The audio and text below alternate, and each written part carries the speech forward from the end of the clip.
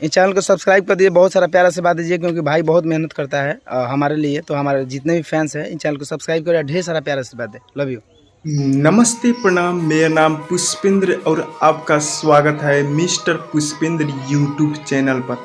दोस्तों बता दें, धड़कन धनंजय जी का एक और बवाल लेवल का फंटास्टिक कॉमेडी सॉन्ग आ गया है, जिस सॉन्ग का टाइटल है द चिदरा विदेश चलल बा। स्क्रीन पर सॉन्ग का पोस्टर देख रहे होंगे, आप लोगों को कैसा लगा कमेंट करके ज़रूर बताइए। और बता दें दोस्तों, इस सॉन्ग को लिखे हैं ब्रांड राइटर मिट्ठू मिसाइल जी और ब्रांड म्यूजिक डायरेक्टर विवेक भोजपुरिया जी। और बता दें दोस्तों, ये धड़कन धनंजय इंटरटेनमेंट पर रिलीज होगा और अभी कमिंग सून में है, और रिलीज होगा तो इस चैनल के द्वारा आप लोगों को जानकारी किया जाएगा।